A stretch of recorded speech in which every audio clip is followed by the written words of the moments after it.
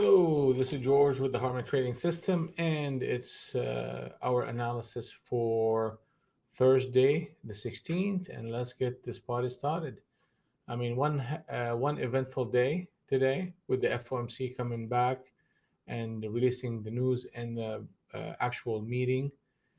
We seems like the market factored in the news, and we had a substantial rally off the lows that we experienced.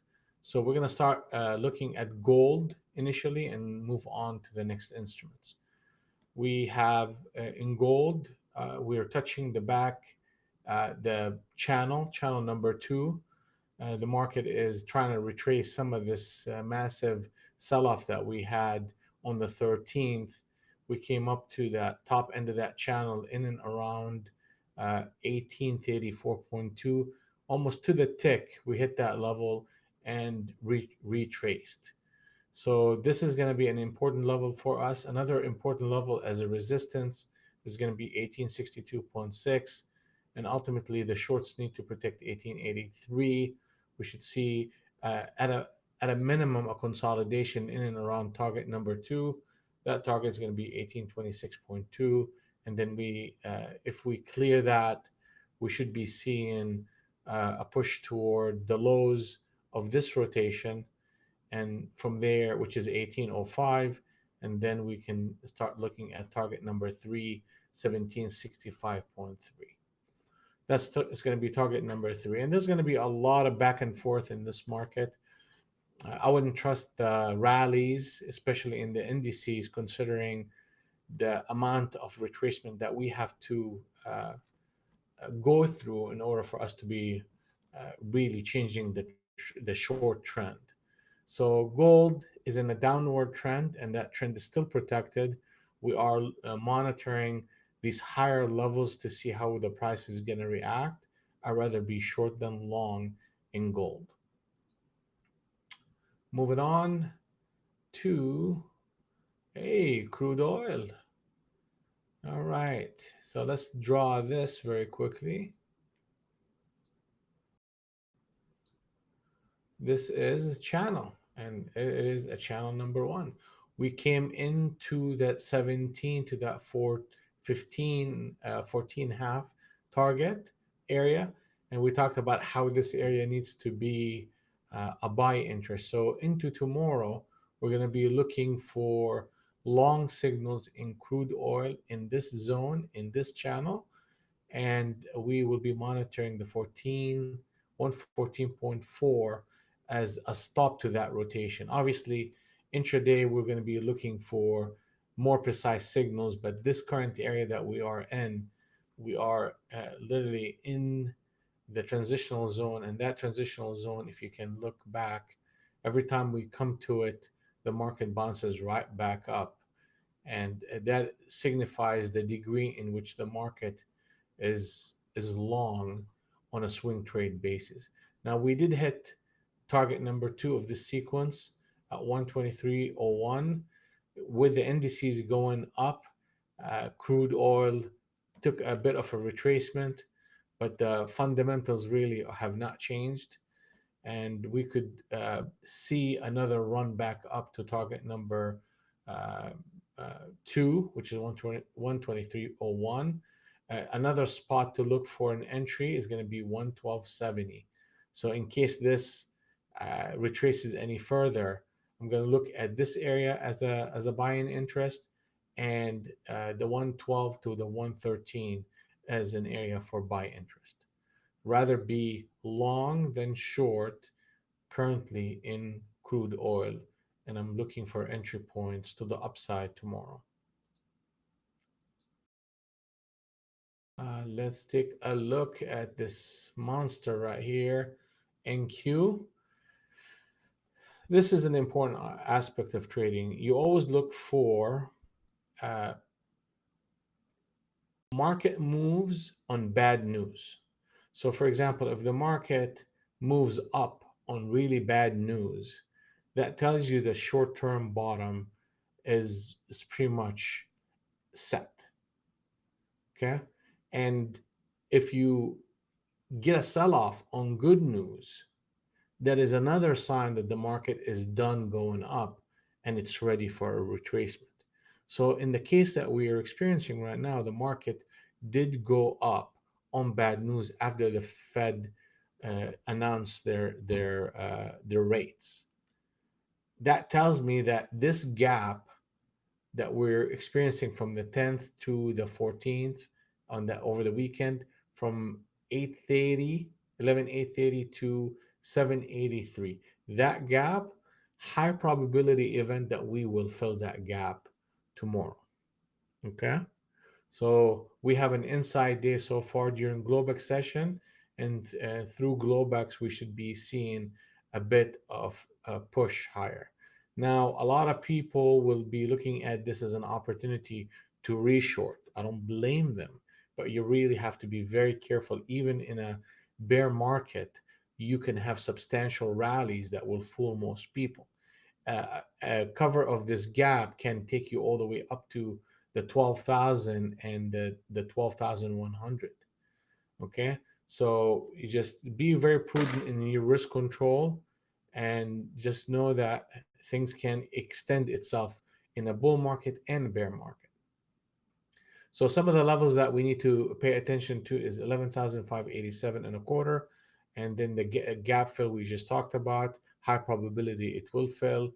Then we'll start looking at a potential shorts in the 12,000. We really need to look at the internals of the market in NQ before we start, putting on any trades. So that's that on that one. Now, tomorrow, if we start breaking below 593, then that will set the stage for a bit of a retracement. So I'm not going to be blindsided by the fact that the market is going to be directional either way. I'll be ready for it to cover that gap. And if I get anything below Globex open, which is that 587, then that will shift my bias to the short side.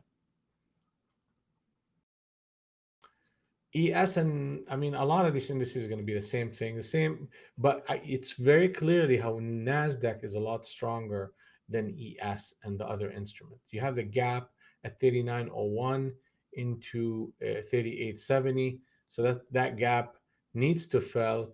And for ES, it has a whole lot more room to cover before we get there. So ES, if you compare it to NQ, it's weaker.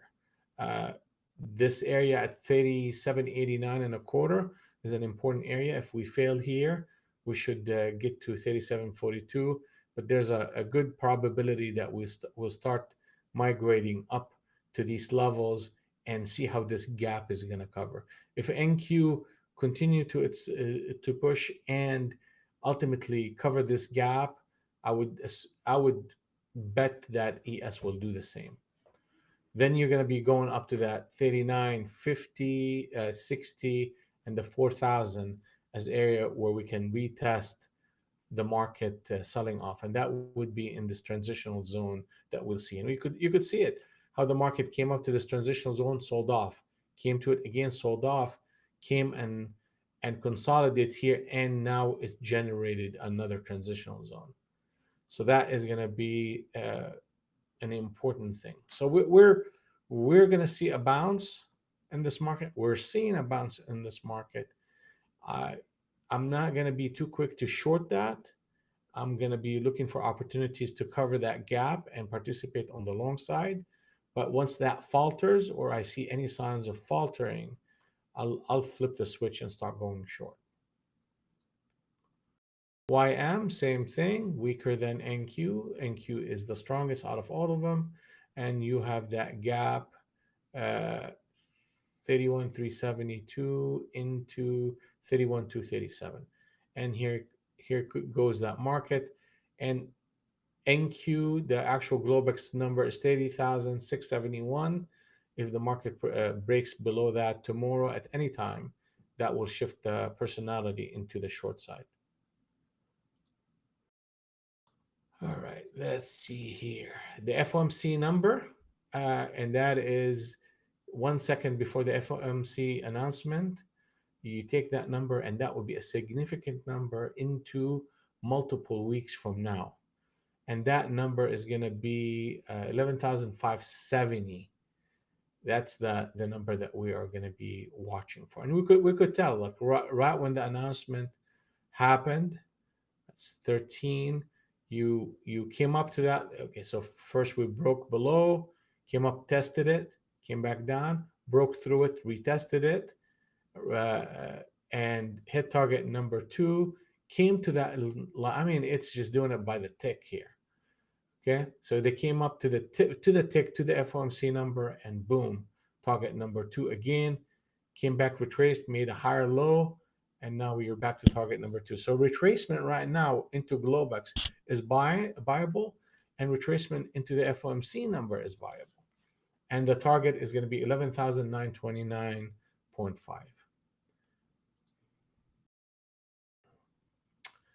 Ultimately, let's take a look at the news cycle here because we got more news coming up. Thursday, and that would be Philly Fed and unemployment claim, and that's going to be early in the morning. Natural gas later on in the day. Then on Friday, we got a big one here. Fed Chair Powell speaks, and that should be a price mover in the market. Right.